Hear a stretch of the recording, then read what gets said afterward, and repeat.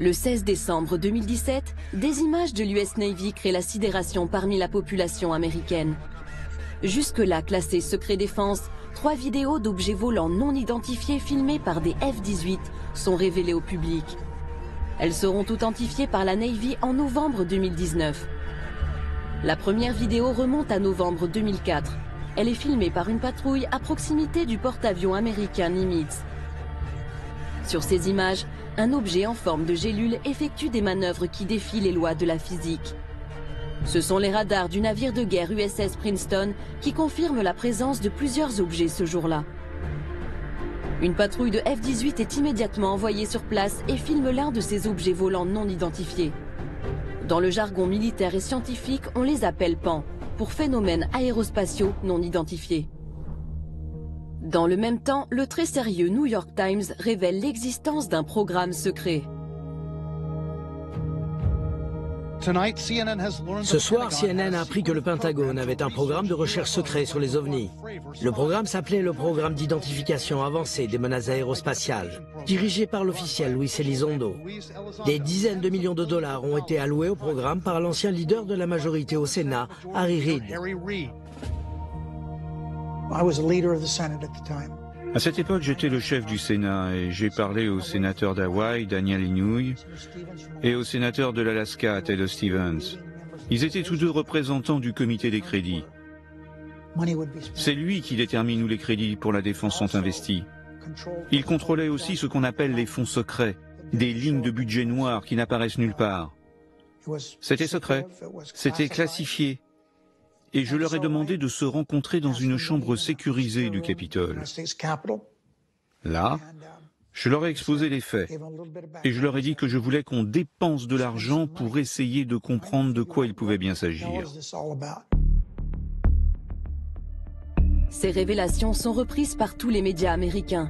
La divulgation de l'existence d'un programme secret à 22 millions de dollars pour étudier les ovnis est prise très au sérieux. Alain Juillet est l'ancien directeur des renseignements des services secrets français, la DGSE.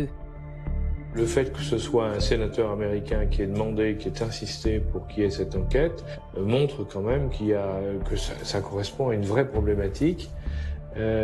Néanmoins, les Américains, quand ils ont décidé, à la demande du sénateur de faire l'enquête, l'ont faite parce qu'il y avait déjà eu un certain nombre de problèmes sur lesquels les pilotes américains en particulier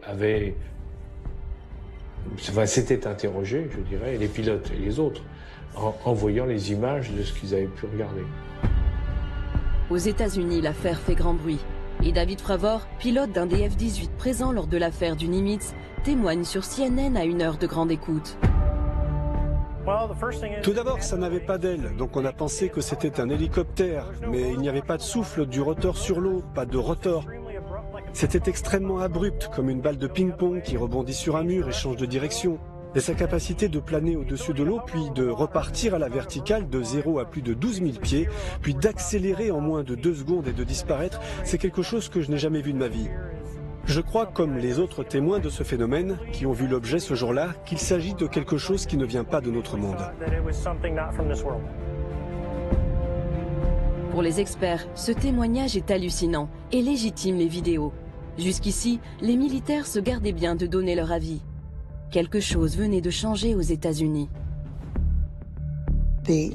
L'armée des États-Unis a dit OK, on n'a plus besoin de garder tout cela secret. Donc, les pilotes peuvent rapporter ce type de phénomène sans avoir peur pour leur carrière. Dorénavant, ils peuvent rapporter cela à leurs supérieurs. Avant, ils ne pouvaient pas le faire. Mais les Américains ne sont pas les seuls à étudier le sujet de façon sérieuse. À travers le monde, de nombreux pays ont créé des organismes ou des programmes de recherche sur les phénomènes aérospatiaux non identifiés. En France, la commission Sigma 2 examine les cas les plus crédibles comme celui de l'affaire Nimitz. Donc on a essayé de reconstituer ce qui a été observé lors des exercices navals qui se déroulaient entre le Nimitz, Princeton, etc. Du 10 au 13 novembre 2004, un certain nombre d'observations répétitives d'écho-radars, 8 à 20, observés au-dessus des îles Catalina, sur une trajectoire sud, à 80 000 pieds et à peu près 100 nœuds. Donc 100 nœuds, c'est une vitesse qui est extrêmement basse pour un avion et qui plus est à des altitudes de ce niveau. Créé en 2013, Sigma 2 est constitué de pilotes de chasse, d'ingénieurs, de militaires et même d'astronautes, dont le français Jean-François Clairvoy. Pierre Bescon, lui, est l'ancien directeur du site de Kourou en Guyane, où sont lancées les fameuses fusées Ariane. Je ne suis pas du tout d'accord avec certains scientifiques, par exemple, qui disent « oh bon, tout ça c'est des bêtises ». Non, si on fait des observations qui sont avérées avec des gens qui ont l'habitude d'observer, comme les pilotes par exemple de chasse, qui voient des choses et c'est pas n'importe quoi ce qu'ils ont vu, si on ne comprend pas, on range l'information sur une étagère en attendant d'avoir une compréhension scientifique un peu meilleure de certains phénomènes physiques, en attendant de pouvoir travailler correctement sur le sujet. Mais on ne dit pas c'est des bêtises. De mon point de vue, ça n'a pas de sens. Quand on dit faut-il croire aux ovnis, aux phénomènes aérospatiaux identifiés, le sujet n'est pas là. Il y a des recherches qui se font sur le sujet. ECHO, donc, qui sont répartis de façon uniforme au nombre de 14 sur une distance d'à peu près 100 miles, avec des altitudes variant de 28 000 pieds jusqu'à 500 pieds. Et ces informations donc sont corrélées entre les différents radars. Sigma 2 travaille en étroite collaboration avec le très officiel Centre national des études spatiales français, le CNES. Et plus précisément l'une de ses branches, le GEPAN, groupe d'études et d'informations sur les phénomènes aérospatiaux non identifiés. Depuis plus de 40 ans, il tente d'élucider l'origine de certains ovnis. Le GEPAN est à charge de collecter, d'analyser et d'informer par rapport à des observations qui ont été faites par des témoins sur le sol français. Le GEPAN n'est pas un service d'alerte, n'est pas un service de recherche, n'est pas un service de surveillance de l'espace, mais bien un service d'analyse des témoignages à partir de témoignages humains, plus des photos qui accompagnent, des croquis et toute information que peut nous amener le témoin. Notre rôle au niveau technique, c'est de faire une analyse par rapport à des phénomènes connus. On cherche un rapprochement entre l'observation, qui est empreinte d'émotion, qui est empreinte d'étrangeté. Mais ne hurle pas comme ça. Oh maman. Mais c'est quoi? Pourquoi tu hurles? Mais c'est extraordinaire. Arrête de hurler comme ça, enfin. C'est des étoiles. Mais non, c'est pas des étoiles. On n'a jamais vu ça. Je vais dire après. Mais il faut surtout appeler, je sais pas quoi là. C'est le rôle donc du GEPAN, c'est d'arriver à identifier des phénomènes connus qui peuvent correspondre, ou probables, quand on n'est pas totalement sûr, quand on n'a pas la preuve, ou dans certains cas qu'on n'arrive pas à exploiter parce que les données ne sont pas assez complètes. Et sinon, avec des données complètes ou une étrangeté mais qu'on n'a pas expliquée, on reste sur des cas inexpliqués. C'est d'ailleurs l'un de ces événements en France, très proche des cas révélés par l'US Navy, qui est à l'origine de la création du GEPAN. Un ancien directeur du groupe, Jean-Jacques Velasco, qui fut en poste pendant 21 ans, aujourd'hui expert indépendant, se souvient d'ailleurs qu'une affaire non élucidée est à l'origine de la création de l'organisme. En France, en 1951, un cas a sollicité en fait l'intervention de l'armée de l'air. Des pilotes qui étaient en patrouille ont observé au-dessus de la région d'Orange un objet qui se déplaçait à une vitesse qui correspondait à la vitesse de l'avion. Quand ils ont voulu le rejoindre pour faire l'interception, l'objet en fait a calqué sa vitesse sur celle des avions et à un moment donné il a accéléré de façon considérable. À partir de ce moment-là, un rapport a été fait à l'état-major de l'armée de l'air, c'est remonté même jusqu'au ministre, et on a commencé à prendre en compte très au sérieux ces observations. Et là, des recommandations étaient faites pour créer en France un organisme qui permettait de collecter et d'analyser ces données. Et c'est ainsi que Claude Poher, qui était un ufologue, mais en même temps astronome, et qui travaillait au CNES, a été chargé de créer le GEPAN. Je trouve que c'est le courage du CNES, à une époque, d'avoir dit « Eh ben, on va répondre à cette interrogation-là, et donc on crée le GEPAN ». Et ça, c'était très courageux, parce que précisément, c'est une approche qui est scientifique. Il y a des phénomènes observés qu'on ne comprend pas, eh ben, on va interroger les gens qui observent les choses et puis on va regarder si on peut étudier cette question-là, on va regarder si on peut répondre à cette préoccupation. Ça, c'est une démarche scientifique. Donc la première patrouille, en fait, est envoyée à peu près 60 miles du Nimitz. Il y a l'observation d'une trace d'écume au niveau de l'eau. L'un des F-18 donc va engager une manœuvre de descente rapide au contact de cette zone d'écume. Et donc l'objet décrit comme un grand tic-tac va changer de position et va grimper. Donc voilà, il y a une manœuvre qui pourrait sembler intelligente. Bon, suite des opérations, ce n'est que la troisième vague de F-18 qui, elle, est équipée de caméras infrarouges, qui va rallier le point, qui va en faire ces fameux enregistrements. Voilà. Et derrière les images, ce sont surtout les commentaires stupéfaits des pilotes de l'US Navy qui interpellent.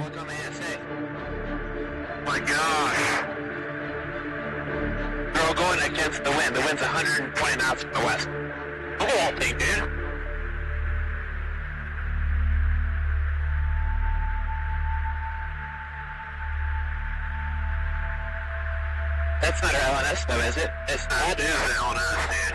Well, if there's like another thing, it's rotating. Là, on est dans quelque chose, c'est indiscutable, si vous voulez. Il y a le pilote qui l'a vu, il y a les caméras qui ont filmé, il y a le tour de contrôle qui a identifié aussi, mais il y a plein de choses. Là, il y a un problème. Un certain nombre de cas montrent à l'évidence qu'il y a une interaction vis-à-vis notamment des avions. Et ça, c'est tout à fait démontré. Quand vous prenez le nombre de cas aéronautiques à l'échelle mondiale, de cas officiellement recensés, vous êtes sur un chiffre de l'ordre de à peu près 2000 cas. Sur les 140 cas qui sont retenus, on a tout à fait les stéréotypes de ce qui est raconté depuis 1947, à savoir des objets qui ont des vitesses qui peuvent aller de 0 jusqu'à des vitesses de 10 000 et 20 000 km/h enregistrées par les radars, des accélérations absolument phénoménales, des trajectoires qui ne correspondent absolument pas à des trajectoires que pourraient faire des avions, à savoir tourner autour des avions, avoir des trajectoires avec à la verticale puis brutalement partir à l'horizontale. Parfois, ces objets non identifiés font preuve de comportements intelligents. Ils semblent tester les capacités des avions de chasse qui les poursuivent. En 1956, à une époque où aucune technologie n'est capable de dépasser 2000 km/h, des objets lumineux survolent à très haute vitesse la base militaire de Lake Nice en Angleterre. Les radars enregistrent des accélérations brutales jusqu'à 6000 km/h, puis des arrêts instantanés qu'aucun appareil terrestre n'est capable d'effectuer. L'un des objets lumineux finit par poursuivre un avion de chasse comme s'il voulait engager le combat. Même la CIA s'est penchée sur l'affaire. L'agence de renseignement l'a révélé en 2006 en rendant publique une partie de ses archives secrètes. Et ce n'est pas le seul cas du genre. Ce que je veux dire, c'est qu'on pensait que ces objets n'apparaissaient que dans les airs. Mais ce n'est pas vrai. Il y a eu des phénomènes inhabituels dans l'eau, sous la mer. Et pas une seule fois, mais plusieurs fois.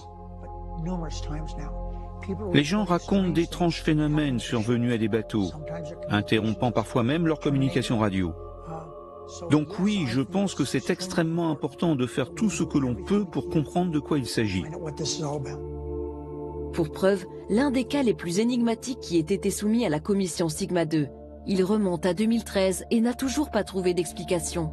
Un dossier qui n'est pas totalement clos, qui est un cas d'observation qui est fait au soir du 25 avril 2013 sur l'aéroport d'Aguadilla, Porto Rico. D'abord par le contrôle aérien. Le contrôle aérien relève des échos radars bizarres. Et puis signalerait une lumière à un avion de patrouille maritime américain qui est équipé d'une caméra infrarouge visible qui va être utilisée donc dans cette affaire-là. On voit une tache fluctuante donc d'un objet qui se promène, on va dire au-dessus, je dirais, des abords de l'aéroport. Ce qui est plus extraordinaire par contre, c'est qu'après, cet objet semblerait survoler la mer et plonger dans l'eau sans effet de splash, disent les Américains, et laisser d'ailleurs une trace thermique dans l'eau, ce qui est bizarre, parce qu'en fait, un objet immergé dans l'eau, l'eau est opaque aux infrarouges, et donc va constituer normalement un écran qui efface toute trace. Il se trouve qu'il y a une trace résiduelle qu'on ne sait pas bien expliquer, et enfin, pour terminer, cet objet semble ressortir de l'eau et se séparer en deux. Ce cas exceptionnel a été longuement étudié par un groupe d'experts américains qui s'est procuré les images peu de temps après leur tournage. Des images réalisées à partir d'un avion des services secrets intérieurs des États-Unis. Ce cas incroyable a fait l'objet d'un rapport de 160 pages, résultat de plusieurs mois d'enquête.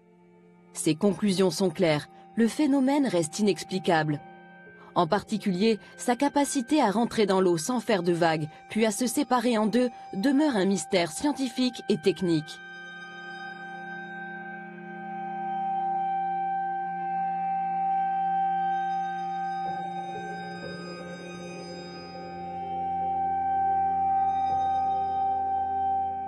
Périodiquement, le ministère de l'Air, le Pentagone américain et les forces armées américaines s'intéressent aux objets non identifiés parce que régulièrement, il y a des alertes qui les font se poser des questions. Et pour les militaires, c'est très inquiétant parce que lorsque vous êtes militaire, vous avez besoin de savoir ce que vous avez en face. Donc si vous avez quelque chose que vous ne maîtrisez pas, que vous ne comprenez pas, alors, évidemment, il est logique qu'on essaie de comprendre, donc de lancer des commissions d'enquête et d'essayer de savoir ce qui a pu se passer dans les cas qui ont été observés. Et ces inquiétudes ne datent pas d'hier. Depuis la fin de la Seconde Guerre mondiale, les autorités américaines ont lancé plusieurs commissions d'enquête sur ces phénomènes. En particulier, le projet Blue Book, autrefois dirigé par le célèbre astronome Joseph Allen Hynek. Ce scientifique ne croyait pas aux ovnis. Mais au bout de plusieurs années d'études, il a fini par douter, et même par valider la réalité de ces phénomènes inexplicables. À cette époque, les forces armées américaines elles-mêmes sont déjà contraintes de communiquer sur ces affaires très spéciales. I am here to discuss the so-called flying saucers. The Air Force interest in this problem has been due to our feeling of an obligation to identify and analyze to the best of our ability anything in the air that may have the possibility of threat or menace to the United States. In pursuit of this obligation, since 1947, we have received and analyzed between 1,000 and 2,000 reports. However, there have been a certain percentage of this volume of reports that have been made by credible observers of relatively incredible things. It is this group of observations that we now are attempting to resolve. C'est aujourd'hui exactement la même préoccupation qui anime les autorités américaines. Rien n'a changé. Elles craignent pour la sécurité intérieure. Elles doivent protéger les populations d'une attaque potentielle. Comme dans les années 50, cette interrogation a motivé l'analyse des images filmées par l'US Navy ces dernières années. C'est même la raison d'être du fameux programme A-Type. Il y a eu beaucoup d'événements rapportés. Et la technologie embarquée à bord des avions s'est aujourd'hui beaucoup améliorée. Ils peuvent prendre des photos de ces phénomènes, et on a d'excellentes photos de ces objets. Sont-ils une menace? J'en sais rien. Mais je sais que nous ne pouvons pas juste détourner la tête et faire comme s'ils n'existaient pas, car ils existent.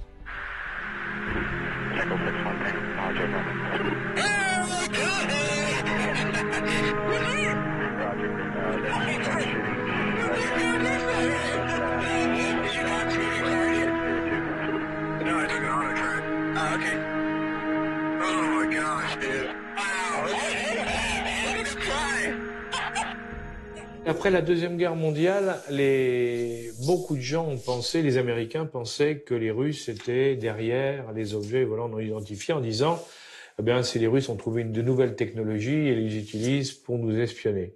Si c'était un pays, un des pays qu'on cite, les grands pays, si vous voulez, c'est-à-dire les États-Unis, la Russie ou la Chine, depuis le temps qu'il y a eu des incidents, on aurait eu une fuite quelque part qui aurait dit oui, ça correspond à ça. Or, il n'y a eu absolument aucune information qui est sortie là-dessus.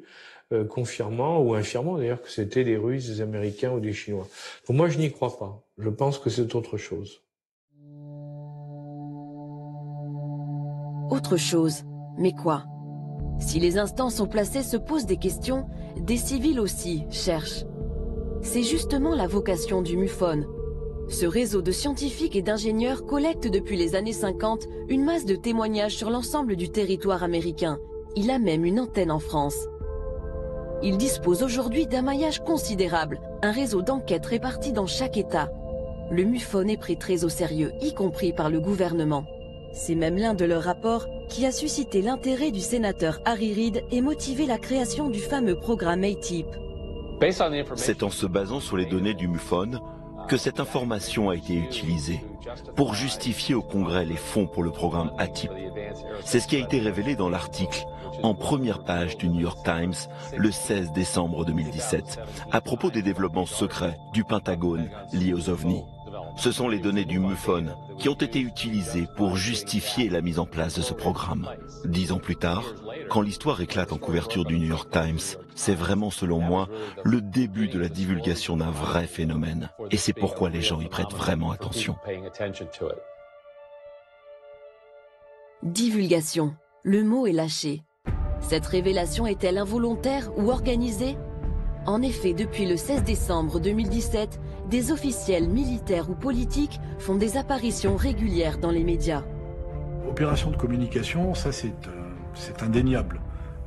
On peut difficilement imaginer qu'aux États-Unis, des militaires, des anciens du Pentagone, etc., communiquent de façon totalement libre, débridée, sans qu'il y ait eu, je dirais, un certain cadrage. À partir du moment où vous avez une campagne de communication par des professionnels et qui explique effectivement ce genre de choses, le moins qu'on puisse dire, c'est qu'au minimum, c'est une sensibilisation de la population américaine. Au minimum. Hein. Ça peut être aussi la préparation à une nouvelle réalité, c'est-à-dire qu'un jour, on leur dise, ben oui, ça existe, et voilà comment c'est. On les aura préparés à ça. Imaginez simplement qu'on nous dise, ben écoutez, maintenant on est sûr de nous, on a la preuve que notre monde est également visité par d'autres mondes, où il y a des passages entre plusieurs mondes qui se font, autant vous dire que ça va quand même créer un vrai problème au niveau, ça va faire réfléchir beaucoup de monde, parce que ça veut dire qu'on rentre dans autre chose.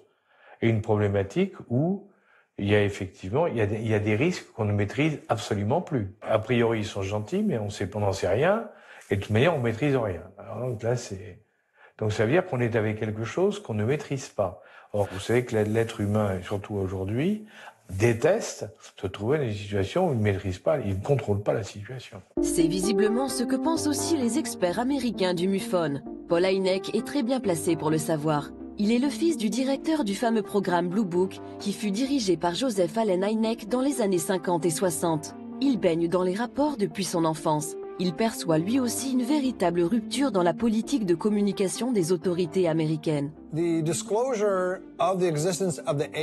La divulgation de l'existence du programme ATIP, programme d'identification avancée des menaces aérospatiales, et la divulgation récente de ce que la marine a vu et a admis avoir vu sur une période de plus de 9 mois, tous les jours des ovnis, et ils ne peuvent pas les expliquer, et ils ont bien franchement besoin d'aide. Donc il me semble, et mon ami Richard Dolan est très convaincant dans ses présentations qui ont mené à ce qui pourrait être une grande divulgation. Il me semble, dans les activités récentes du gouvernement américain, que le gouvernement essaye d'habituer la population à la possibilité d'une grande révélation.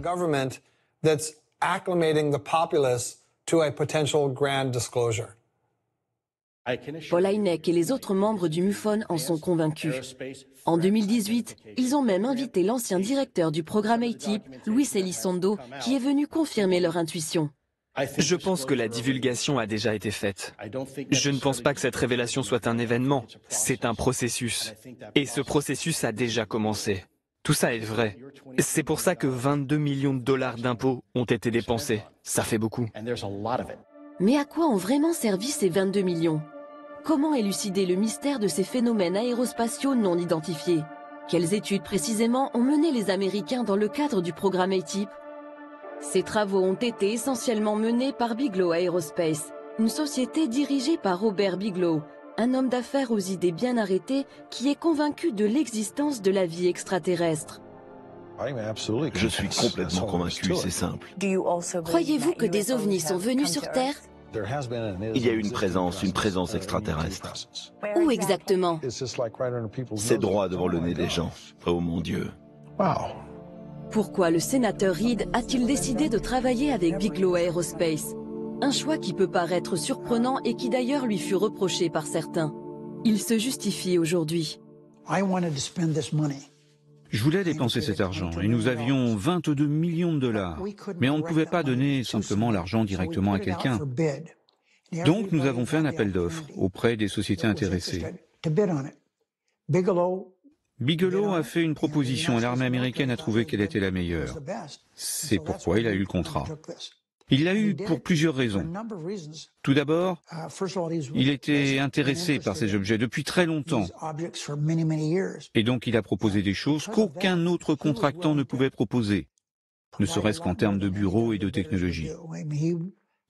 Et il a fait une excellente proposition, et c'est pour cela qu'il a eu le contrat. Et je suis content que ce soit lui. Alors sur quel domaine la société Bigelow Aerospace a-t-elle travaillé? Sur ce document récemment déclassifié de la DIA, le département du renseignement militaire américain, on découvre les recherches menées par la firme.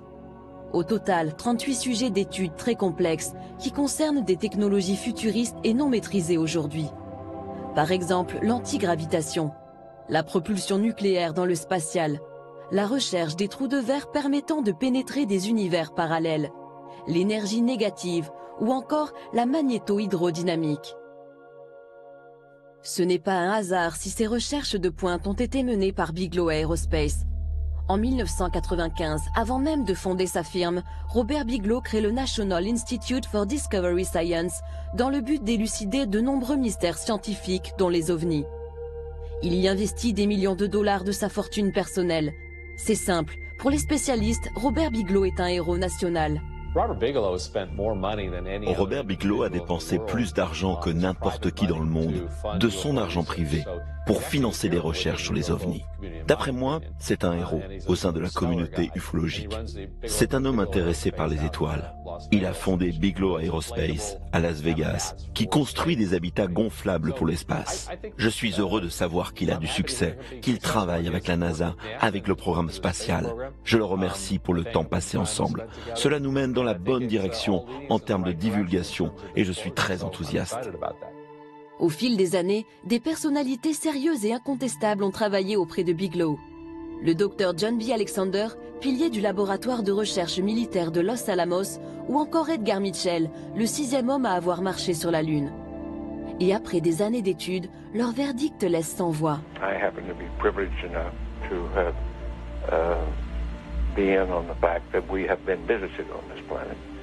And the UFO phenomenon is real, although it's been covered up by our governments for quite a long time. Whoa! Hang on a minute, but this is big. Whoa, all of this is quite a shock to me. Well, I'm sorry you haven't been reading the papers recently. It's starting to open up quite a bit. So you're telling me... Well, there's a lot of information to take on board. Hang on a minute. I mean, listen, I've heard... crazy UFO nuts tell me this kind of thing before. I've never had Dr. Ed Mitchell, the sixth man to walk on the moon, a respected scientist in his own right, announce to me that we've been visited by aliens from other planets and that they definitely are out there. There's no debating it. Well, that's the first time you've ever talked to me, or I've told you about it before.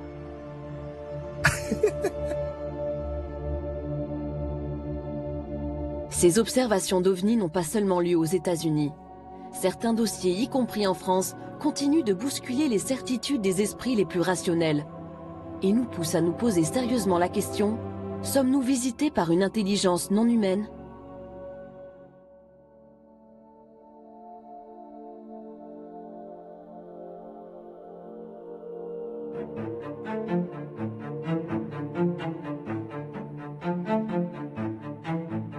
Parmi les cas qui ont été examinés au GEPAN, il y a le cas de Valensole. La rencontre rapprochée de Valensole est un cas extraordinaire, était un cas mondialement connu. L'histoire se passe le 1er juillet 1965. L'agriculteur Maurice Masse est dans son champ ce matin-là, vers 5h30. Il commence à travailler. Il aperçoit des gens qui sont dans son champ de lavande et il pense qu'ils sont venus avec une voiture, à l'époque c'était une Dauphine, je crois, qui sont en train de faire fouiller dans ces lavandes. Et en s'en rapprochant, il se rendra compte que c'est pas du tout une voiture, que c'est un objet assez étonnant, mais surtout, il y a 2 entités de petite taille qui sont à côté du vaisseau et qui semblent faire des prélèvements de lavande. Et là, à sa grande surprise, il constate qu'il a affaire à des petits êtres qui se retournent, et l'un d'entre eux va sortir de sa poche une espèce de tube qui va le paralyser. La paralysie du témoin, c'est quelque chose de tout à fait curieux. Puisqu'en fait, il avait toute sa conscience, mais il était paralysé sur le plan musculaire. Et le vaisseau va partir immédiatement. Alors il a dit, je ne pouvais plus bouger, je ne pouvais plus faire un mouvement, mais j'étais bien. J'étais bien, mais je ne pouvais plus ni avancer, ni reculer, j'entendais tout, je voyais tout, mais je ne pouvais plus bouger. Alors on peut imaginer peut-être qu'elles l'ont immobilisé comme on immobiliserait une bête sauvage, sans vouloir de faire de mal, si jamais elle se rapprochait un peu plus de nous.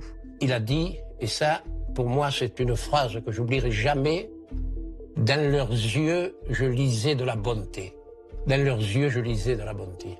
Et bien ça, pour moi, ça résume toute l'histoire. On n'invente pas quelque chose comme ça. Il rentre chez lui, et là, il va tomber dans un profond sommeil qui va durer plusieurs jours. Il dormait sans arrêt, il fallait que sa femme le réveille. Il fallait que son épouse dise « Maurice, réveille-toi, ça fait 10-12 heures que tu dors. » Alors ça ne s'invente pas non plus. Il ne pouvait plus garder une montre. Ou à l'avancer, ou à le reculer, ou... Voilà. Une montre, il ne pouvait plus s'en servir. Voilà. Ça ne lui servait plus parce que la montre n'était jamais à l'heure. Les gendarmes vont se rendre sur place. Ils vont constater qu'il y a une trace au sol. Il y a une trace qui est tout à fait particulière et qui est étonnante. Cette trace, elle consiste en un cylindre qui est creusé dans le sol, avec 3 trous obliques qui partent au fond.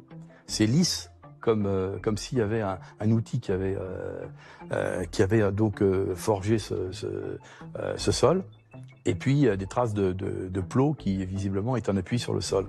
Il y avait un trou, donc, et dans lequel j'ai envoyé ma main sur à peu près une hauteur de 50 cm et qu'on pouvait dire qu'il y avait comme s'il y avait des griffes qui s'étaient comme une arrimage. C'est bien ça, hein, dire bon là. Et là, tu vois ici, là, de ce côté, il y avait les amandiers là. Ouais.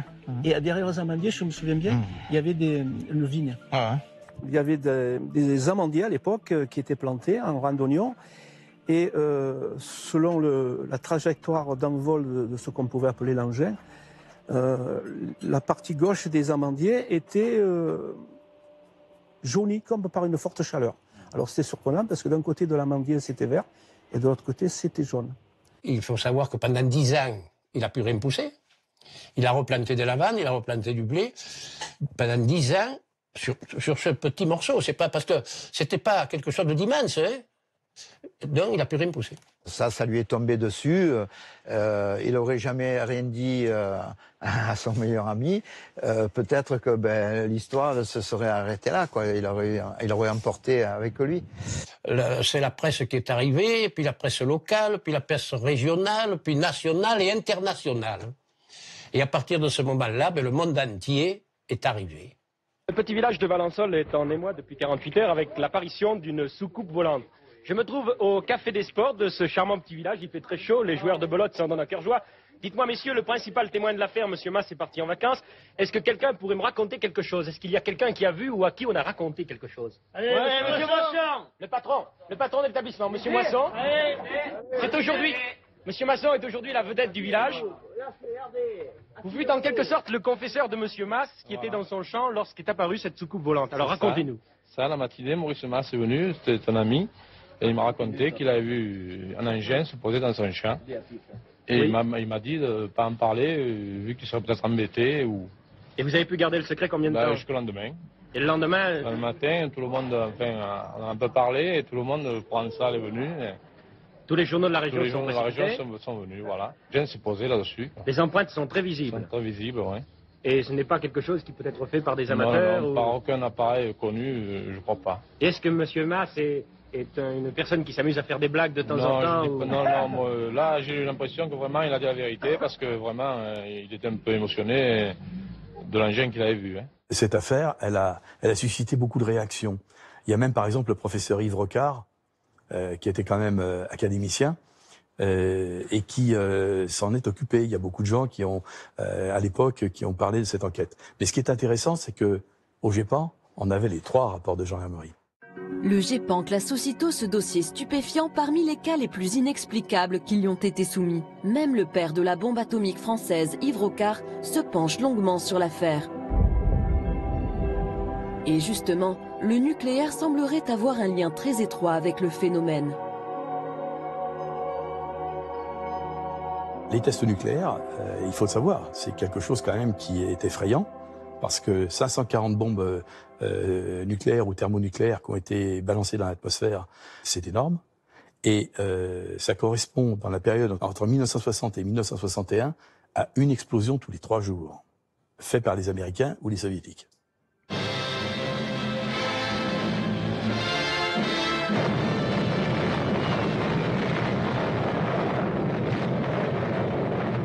This is atomic energy. Dès 1949, il y a déjà des indices selon lesquels il se passait des choses tout à fait surprenantes en termes de localisation de ces phénomènes. Les sites stratégiques nucléaires en particulier étaient survolés. Lors de 2 commissions secrètes qui ensuite ont été divulguées au public, Edward Teller, donc, qui était le conseiller scientifique de la Maison-Blanche, participait, et il était père de la bombe atomique. Il expliquait qu'il y avait des survols des sites nucléaires, en particulier Oak Ridge, où on fabriquait le plutonium, les bases de lancement, White Sands, Sandia, Roswell, où il y avait les bombardiers atomiques qui partaient, enfin bref, tout un ensemble d'éléments qui montraient qu'il y avait des survols. In True magazine, Commander Robert McLaughlin, a Navy-guided missiles expert, told of flying saucers detected by radar over White Sands, New Mexico. Scientists were tracking a rocket, suddenly detected a saucer at 56 miles altitude. Over 100 feet in diameter, the disk was traveling at 1,800 miles per hour, rapidly outranged their instruments. But there had been time for precise, accurate measurements. Says McLaughlin, that saucer could not have been made on Earth. Par exemple, j'ai appris que plusieurs bases de missiles dans le Midwest, dans le Dakota, ont été mystérieusement désactivées. Parfois, les militaires sont même sortis dehors et en pleine nuit ont pu voir des objets dans le ciel.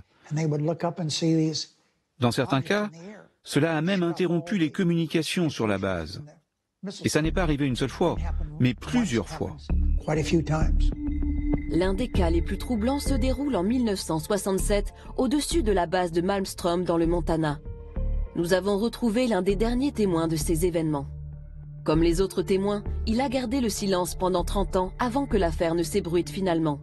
Le lieutenant Robert Salas était en charge du lancement des missiles nucléaires Polaris. Il y avait un établissement à 6 mètres sous terre. Le nom de mon commandant était Fred Mywald.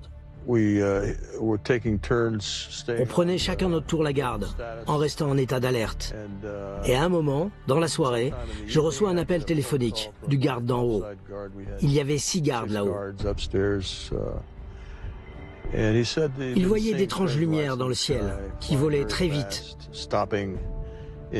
qui s'arrêtaient à mi-vol, qui repartaient en arrière. Il n'entendait pas de son de moteur, c'était uniquement des lumières dans le ciel, mais des lumières étranges, qu'il n'associait pas à des avions.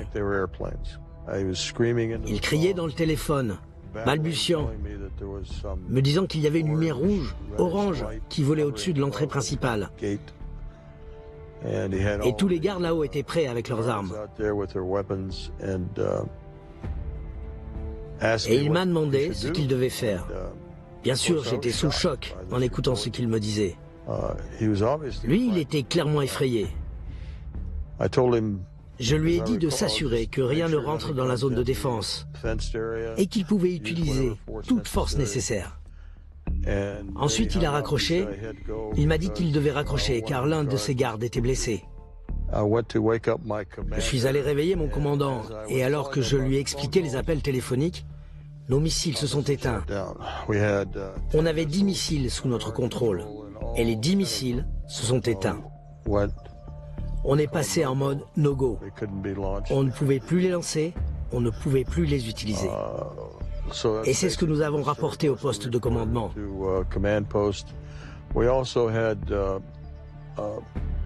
On a aussi eu des alertes lumineuses qui indiquaient qu'il y avait eu des incursions dans les silos de lancement qui étaient situés à environ 1 mile de nous. Donc j'ai envoyé des gardes là-bas pour vérifier la sécurité de ces installations et ils ont vu d'autres ovnis qui survolaient le site.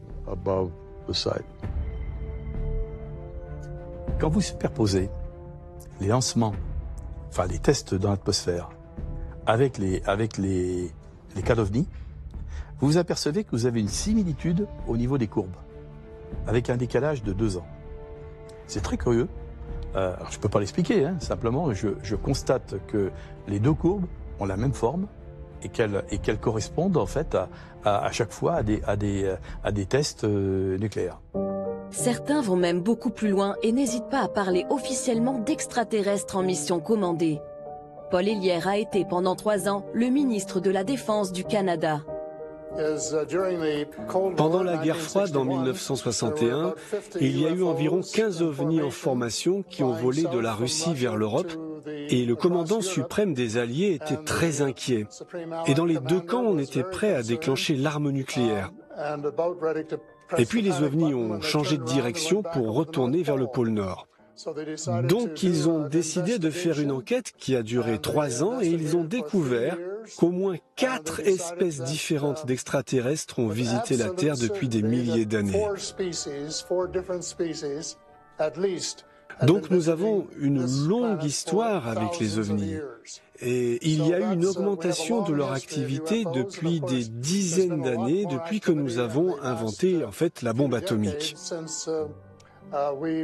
Ils sont très inquiets sur le fait que nous pourrions l'utiliser à nouveau parce que l'ensemble du cosmos est connecté et cela ne nous affecte pas seulement nous, mais d'autres entités dans le cosmos. Et ils ont très peur qu'on puisse être suffisamment stupide pour utiliser à nouveau les armes nucléaires et ce serait très mauvais pour nous, mais pour eux également. Lui, il dit clairement, les extraterrestres existent, ils sont là, ils sont venus nous empêcher, etc. Moi, j'en suis pas là. Je dis simplement qu'il y a des phénomènes, des objets qui sont contrôlés et qui nous mettent en face d'un certain nombre de choses. Est-ce que c'est un signal? Je dirais simplement sur le plan scientifique, pour que les choses soient très claires. Nous, on est capable aujourd'hui, avec des satellites, de détecter des explosions de supernovas qui se trouvent à des dizaines d'années-lumière. Pourquoi une civilisation qui serait plus en avance que nous n'aurait pas la capacité de détecter des explosions nucléaires qui se produisent sur Terre? Parce que l'explosion nucléaire, elle est dans le spectre électromagnétique, elle comporte tous les éléments du spectre électromagnétique. Ça va dans tout le domaine du spectre des micro-ondes, en passant par les ultraviolets et les infrarouges. Donc par conséquent, ce signal qui est un signal artificiel, il peut être détecté de très loin. Et est-ce que ce serait en relation, effectivement, avec le fait qu'il y a eu énormément d'observations qui ont été faites au-dessus des sites nucléaires? La question demeure.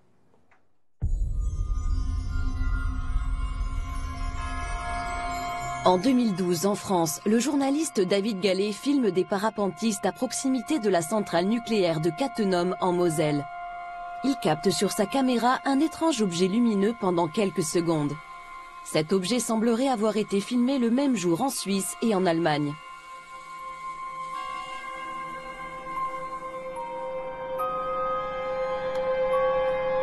Qu'est-ce que c'est que ce truc?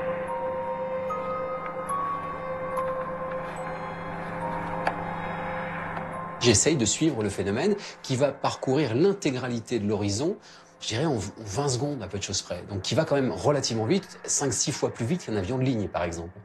Et puis je le suis tant bien que mal parce que ça va passer devant le soleil, c'est pas si simple que ça, parce que c'est une lumière qui passe devant le soleil, on voit plus rien, mais je le récupère. Et à la fin, le phénomène semble, en tout cas moi, ce que j'ai dans l'objectif, disparaître, s'évaporer. Et puis je suis avec quelqu'un qui est un ingénieur du son, qui est à côté de moi et qui me dit mais qu'est-ce que tu fais? Parce qu'il se demandait ce que je faisais avec la caméra, c'est-à-dire je ne suivais plus du tout le paramoteur, mais je balayais l'horizon avec la caméra et je lui dis je crois que j'ai filmé un ovni, et puis on rigole quoi. Mais on rigole pas longtemps parce qu'après on va regarder les images sur le petit écran de contrôle de la caméra et puis surtout ensuite dans le montage.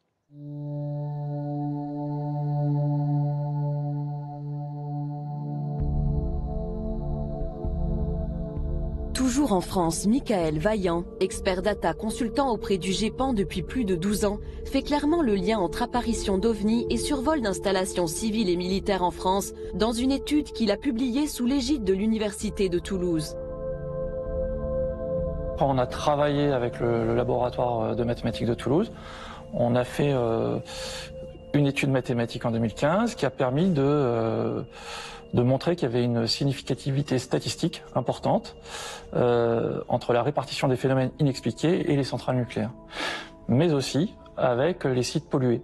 Alors on peut s'interroger effectivement sur la nature de l'intelligence qui est responsable de ces observations, s'il y a une intelligence, parce que ça peut être encore une fois des phénomènes naturels, hein. Et s'il y a une intelligence, elle peut être peut-être endogène, peut-être exogène. Toutes les pistes sont ouvertes évidemment. Quand on dit endogène, c'est au sens, ça peut être terrestre, ça peut être une surveillance par des pays étrangers qui s'intéressent par exemple à l'état de nos technologies, de nos sites nucléaires.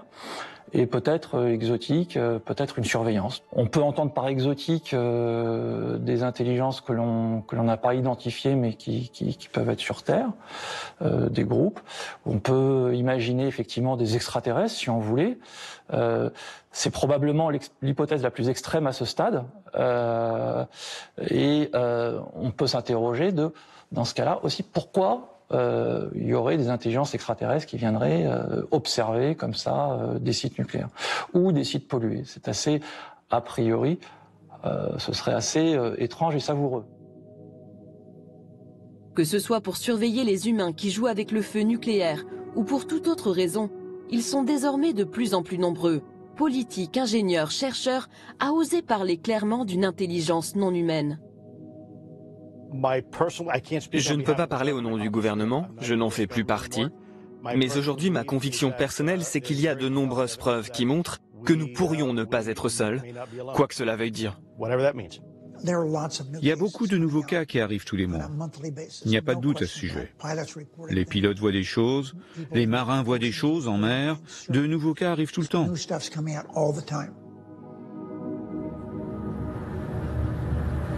Look, nothing in the sky at all. Then all of a sudden, bam! What is that? Anybody tell me what that is? We're in the middle of the ocean. On a ferry. Nothing around. Look. Nothing around. No land, no nothing. The reason we had so much secrecy. S'il y avait autant de secrets, c'est parce que les gens ne comprenaient pas ce qui se passait. Et plutôt que d'effrayer la population, ils l'ont juste ignoré, en espérant que cela disparaisse. Mais ça n'a pas disparu. Et aujourd'hui, l'armée est obligée de faire quelque chose parce que maintenant, il y a trop d'événements. Parce que les pilotes d'avion n'ont plus peur de dire ce qu'ils ont vu. Ceux qui le prennent le plus au sérieux aujourd'hui, ce sont les scientifiques, parce qu'ils disent qu'il y a quelque chose. D'où viennent-ils, hein, et comment fonctionnent-ils? C'est ça qui est intéressant. C'est pas imaginable autrement que par des technologies qui sont bien plus en avance que la nôtre. Donc on n'est pas en capacité de le faire. Ça veut dire que ça vient d'ailleurs. Et si ça vient d'ailleurs, ben, ça vient de l'espace obligatoirement. Une intelligence qui viendrait de l'espace. Ce qui faisait sourire la communauté scientifique pendant de longues années devient aujourd'hui un vrai sujet. Et pour cause, en 25 ans seulement, les astronomes ont découvert l'existence de 4000 exoplanètes. Des planètes pour certaines semblables à la Terre qui pourraient clairement abriter des formes de vie intelligentes. Et pourquoi pas une civilisation plus avancée que la nôtre.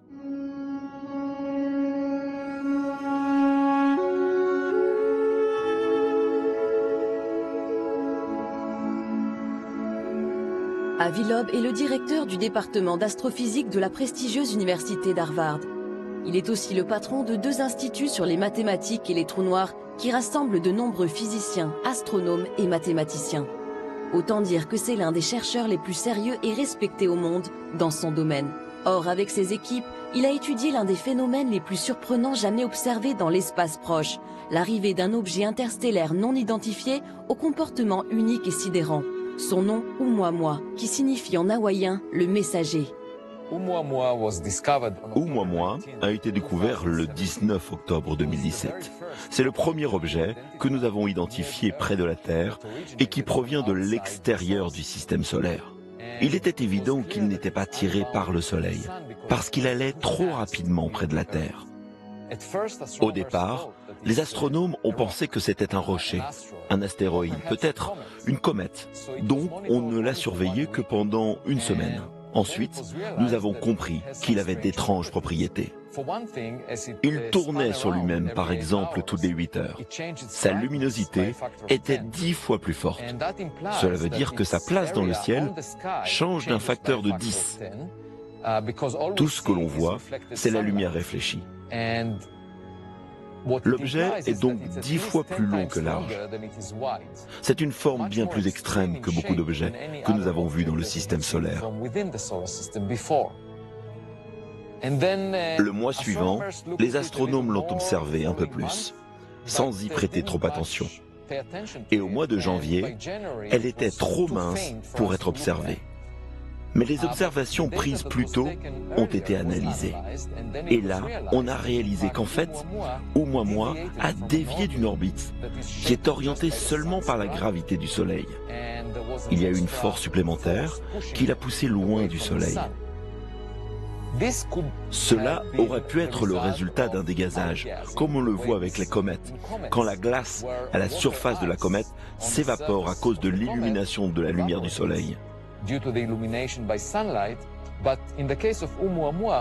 Mais dans le cas de Oumuamua, nous n'avions aucune preuve de l'existence d'une queue de comète.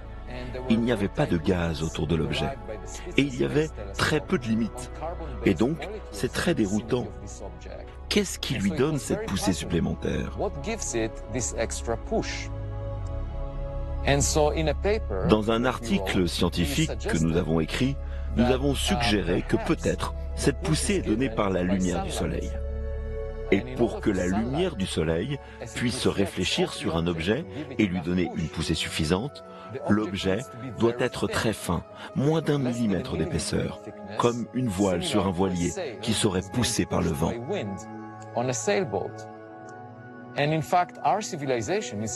Notre civilisation développe actuellement la technologie des voiles solaires, où l'on utilise la lumière des étoiles pour naviguer.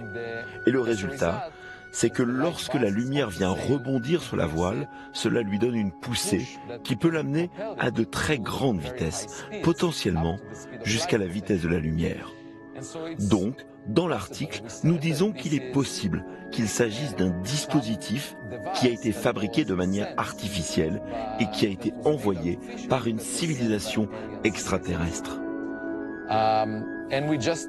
Nous avons mentionné cela comme une possibilité, simplement parce que l'explication alternative, qu'il s'agit d'une comète, est incompatible avec les données.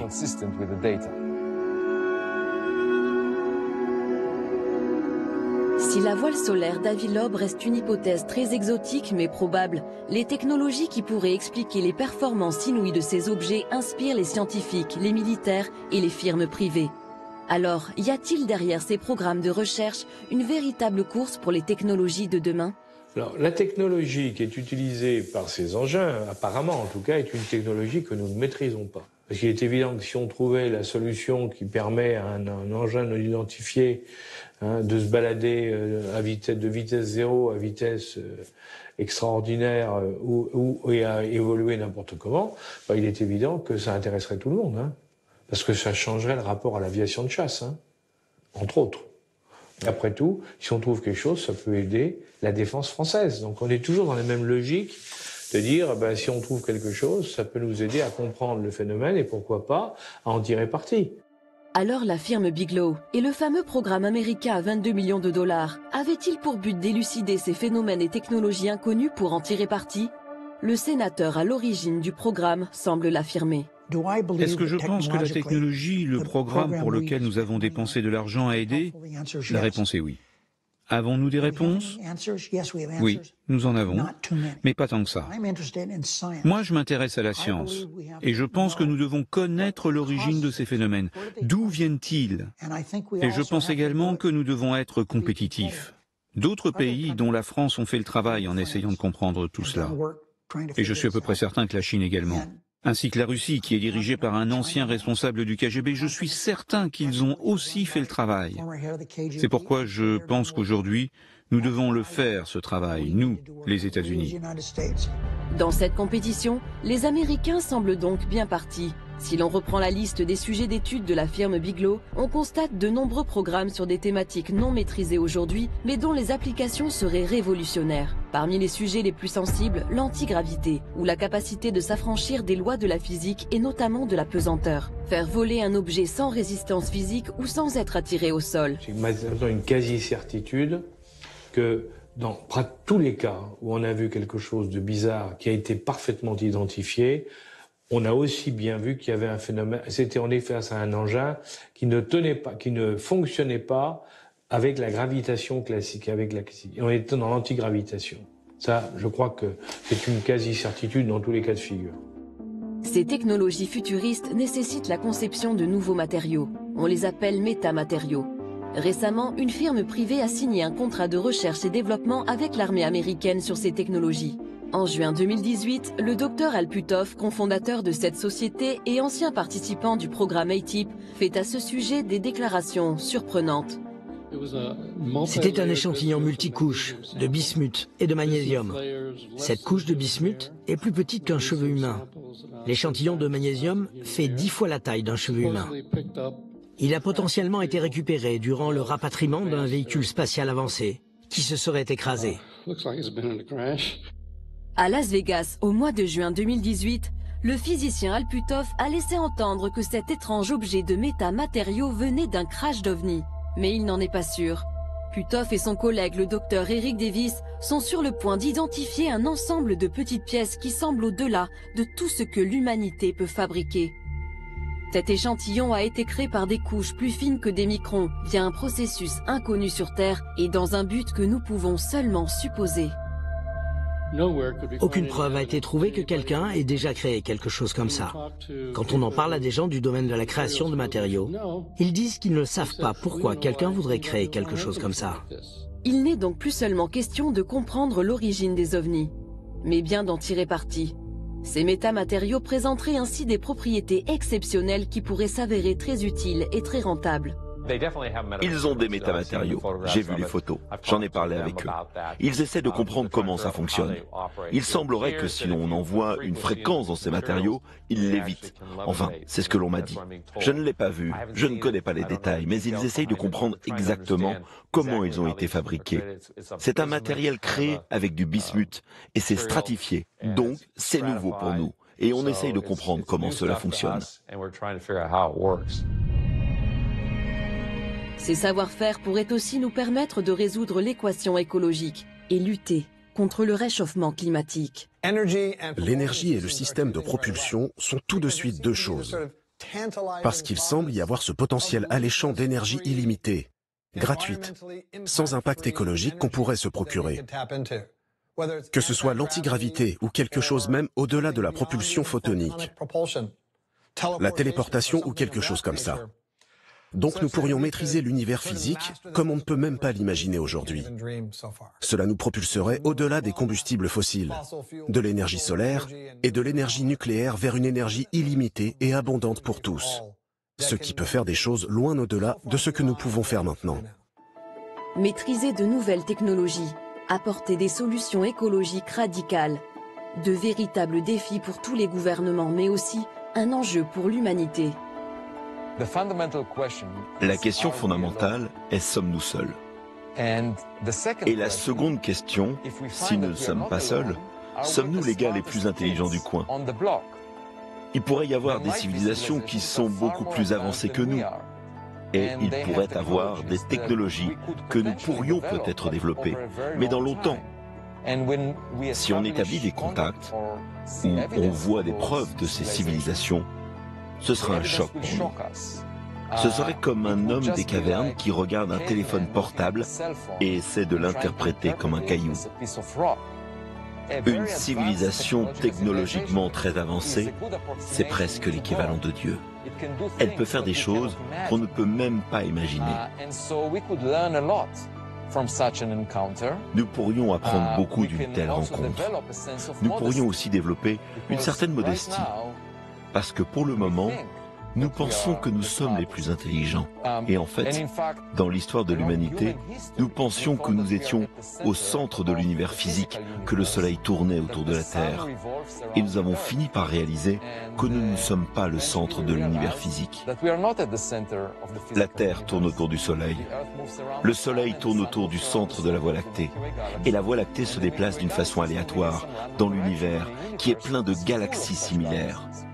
Donc nous n'avons pas de statut spécial dans l'univers. Mais beaucoup de scientifiques préfèrent encore croire que nous sommes au centre de l'univers biologique, de l'univers vivant, que la vie est unique sur Terre et en particulier, la vie intelligente est unique sur Terre.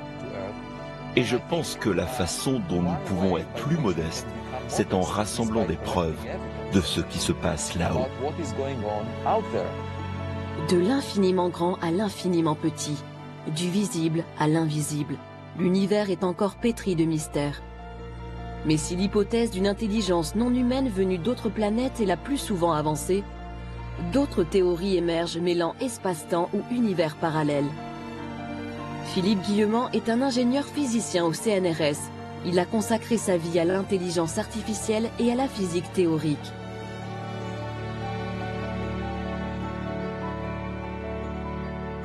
Je pense qu'on ne peut pas comprendre le phénomène OVNI si on ne remet pas en question totalement la nature de la réalité telle qu'on a l'habitude de le concevoir.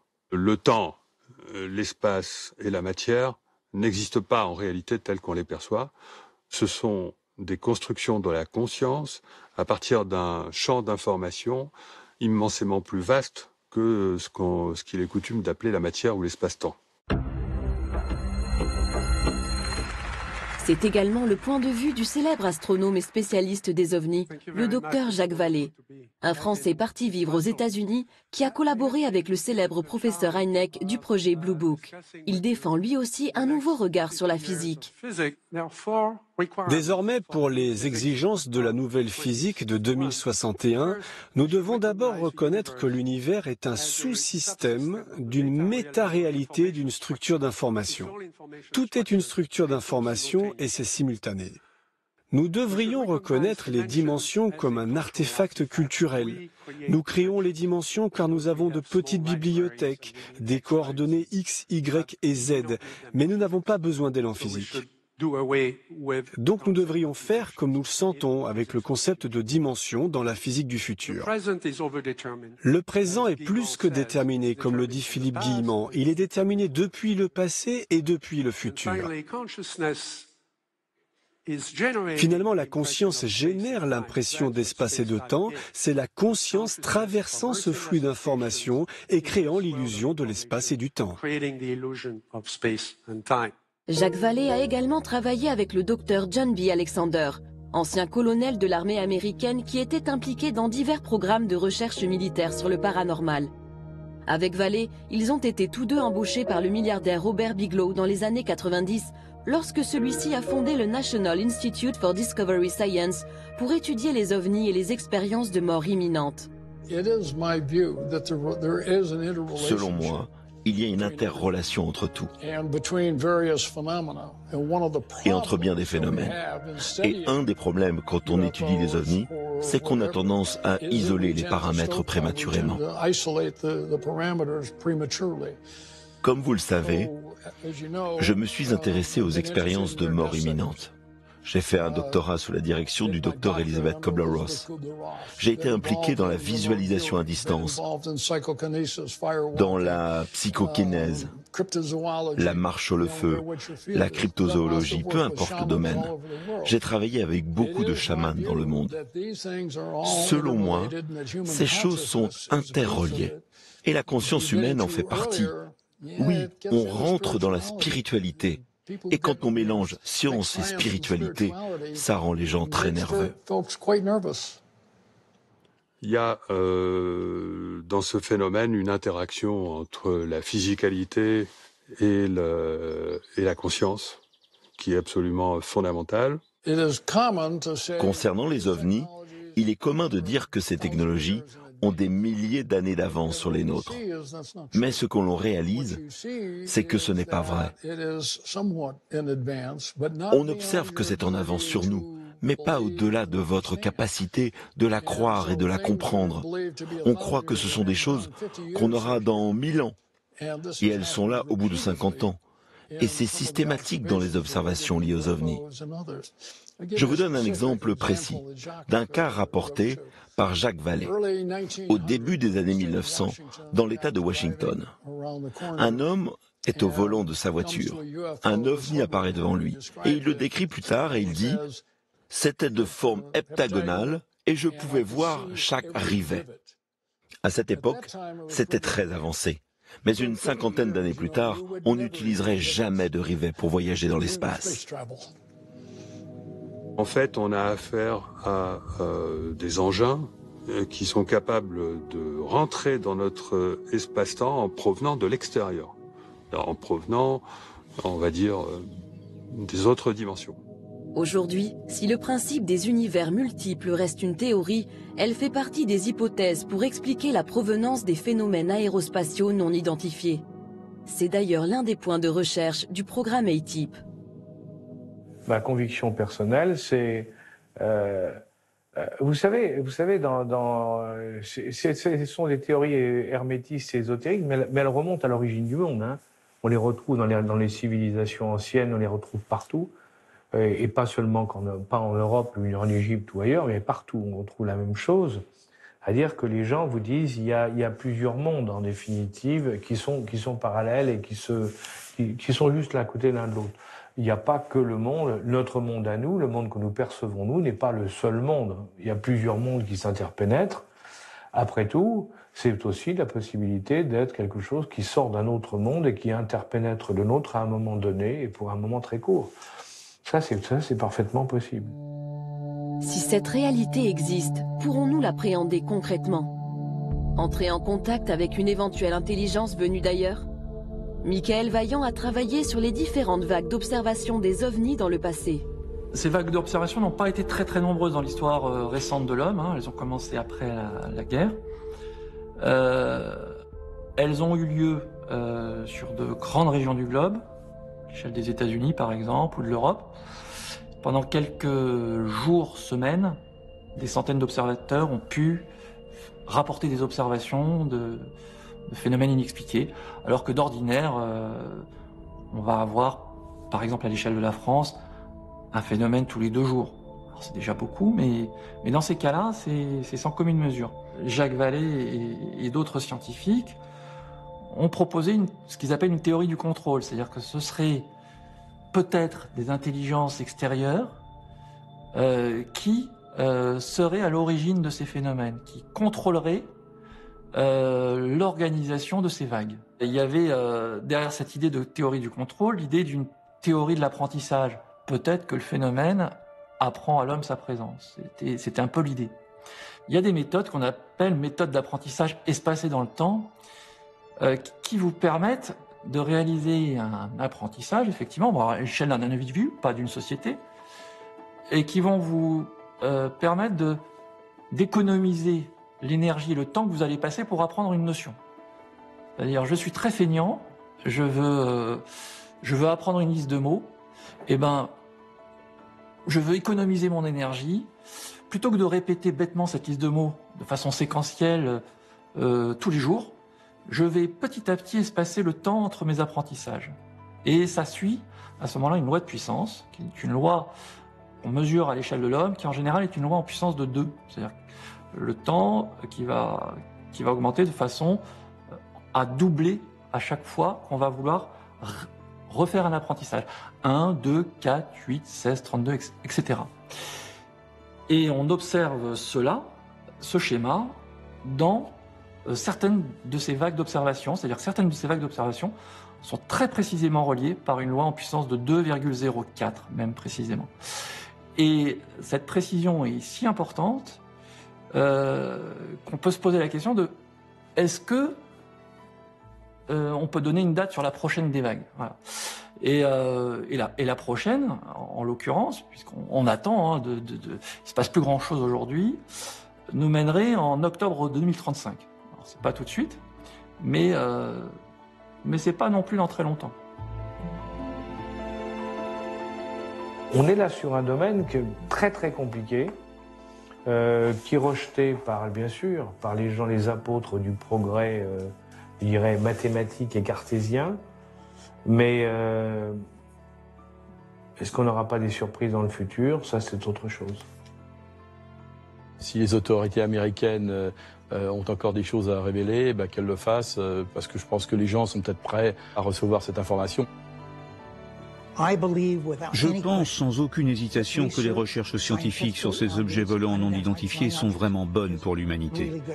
Pas seulement pour les États-Unis, mais pour le monde entier. Je pense que s'il n'en tenait qu'à moi, ce que je ferais avec les autres pays travaillant là-dessus, eh bien, c'est de se rencontrer, de partager les informations. Que les États-Unis partagent avec la France, la Chine, la Russie, nous devons le faire parce que c'est quelque chose qu'on ne comprend pas. On doit travailler ensemble et rendre ces informations publiques et les partager. C'est important, pas seulement pour notre pays, mais pour toute la civilisation humaine.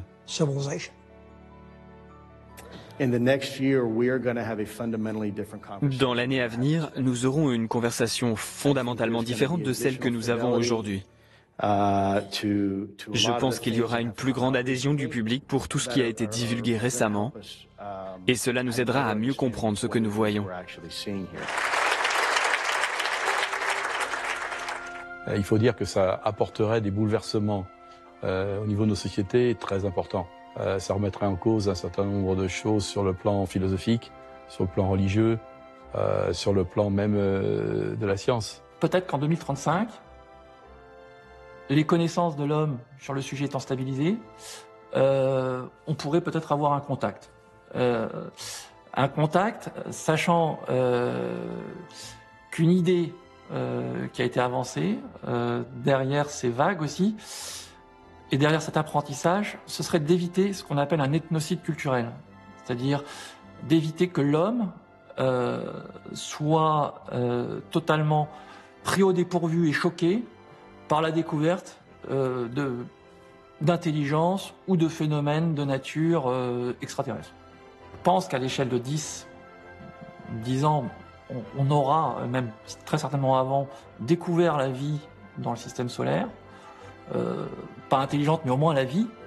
Et ça permet, ne serait-ce que ça, de poser les briques, en tout cas les fondations d'un édifice intellectuel qui permet de s'interroger plus loin. En tout cas pour le scientifique, qui permet d'oser penser qu'il y a peut-être, au-delà de la vie, une vie intelligente.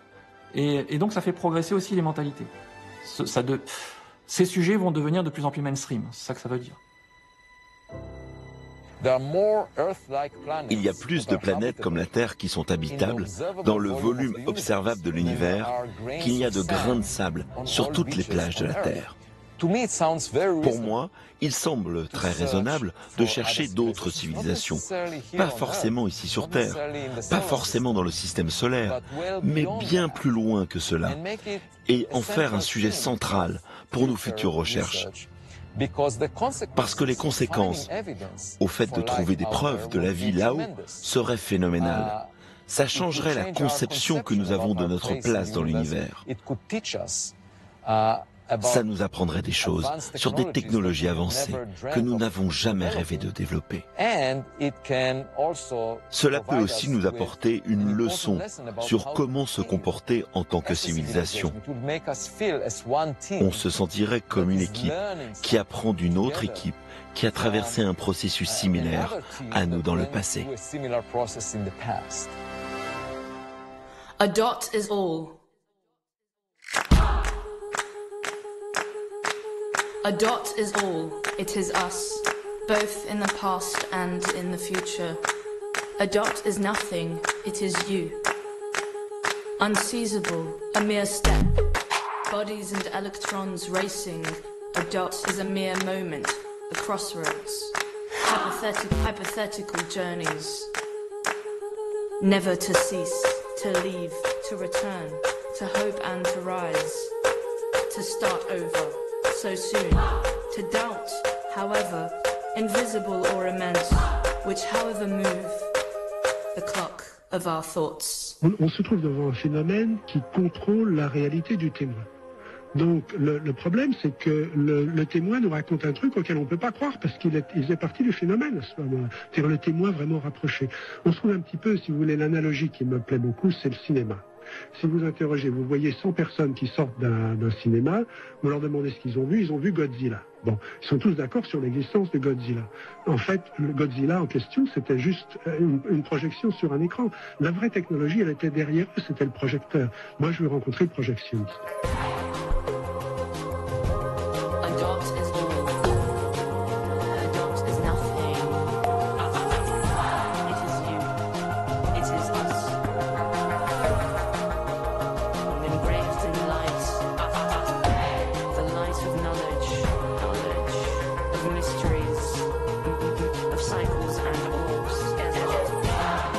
Invisible or